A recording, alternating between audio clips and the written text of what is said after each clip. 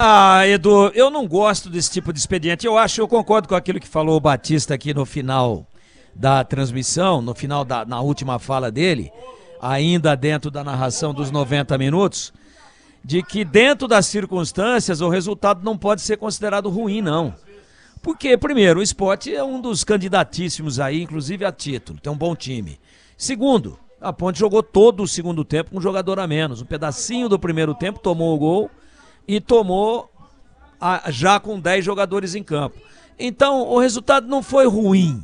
O resultado acabou, dentro das circunstâncias, empatar em casa é sempre ruim. Agora, ruim é empatar com o ABC, né? Com 11 jogadores.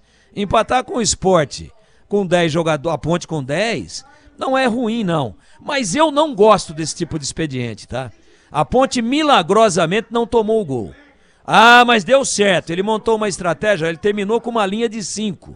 3 zagueiros e os 2 laterais plantados e 2 volantes à frente. E no segundo tempo, a Ponte praticamente não passou do meio-campo. No segundo tempo, será que o futebol é assim? Eu sou de um outro momento do futebol brasileiro, onde era muito comum a gente ver time com um jogador a menos, às vezes 2 jogadores a menos. Lembra-se da Batalha dos Aflitos? Pernambuco também. Né? O Grêmio tinha 8 jogadores, mas aí é uma coisa fora da curva. Agora, um a menos, e não dá para jogar mais. Com um a menos, põe todo mundo lá dentro da grande área para defender. Eu não gosto disso. Ah, mas deu certo. Deu, mas você acabou de dizer aí, esse último lance do Juba, né?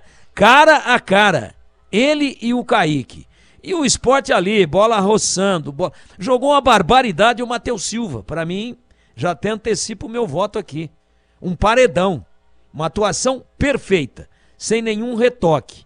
Mas você jogando em casa com a torcida a favor, mesmo contra um adversário melhor qualificado, claro que você tem que jogar com mais cuidados estando com um jogador a menos. Claro que você tem que puxar um pouco as linhas, mas você não pode abrir mão de atacar. A Ponte não chutou nenhuma bola. A Ponte não cruzou nenhuma bola. O Eliel ficava correndo, tinha o estourão, e a bola ia chegar para o zagueiro, ele ia correndo lá, corria lá, se matava, acabou com a energia física dele para tentar dar uma pressão no goleiro. O goleiro pegava e devolvia, o zagueiro pegava e devolvia. O zagueiro pegava, devolvia para o goleiro, que com o pé devolvia para o zagueiro e o Eliel ficava no meio do caminho. A Ponte não entrou na área do Sport. Então é ruim o resultado? Claro que não. A Ponte heroicamente conquistou um ponto hoje dentro das circunstâncias. Mas eu estou falando do futebol de uma maneira mais genérica e aplico para o caso específico de hoje. Eu acho que um jogador a menos não é motivo para você falar, não, agora a gente não joga mais. Agora só vamos defender, tentar garantir o que está aí. Eu não gosto disso. Não concordo com isso. E a Ponte milagrosa, mas o Kaique não fez nenhuma grande defesa.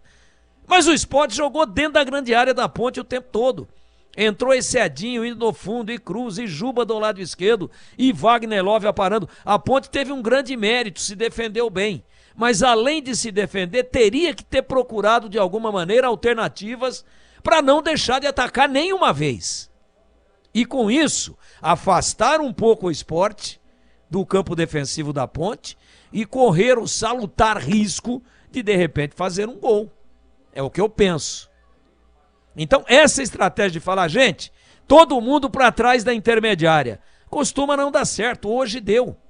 Eu não acreditava que a Ponte, durante todo o segundo tempo, com esse expediente de jogo, que ela fosse conquistar pelo menos um empate, que eu reputo como bom. Mas particularmente não gosto. Acho que o jogo tem que ser contado em 2 etapas absolutamente distintas, até o momento em que teve 11 jogadores em campo, que se propôs a jogar, que teve personalidade, coragem e confiança. A Ponte foi muito melhor do que o Sport. Inclusive o Fábio Sanches foi expulso num escanteio a favor da Ponte, que estava procurando o segundo gol. Uma partida muito boa da Ponte no primeiro tempo. Se o juiz estragou ou não, se foi rigoroso ou não, a gente tem que discutir isso.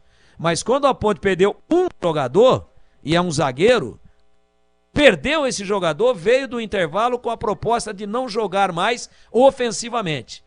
Um expediente apenas, se defender. Não gosto disso, não concordo, mas na prática acabou sendo melhor do que não perder.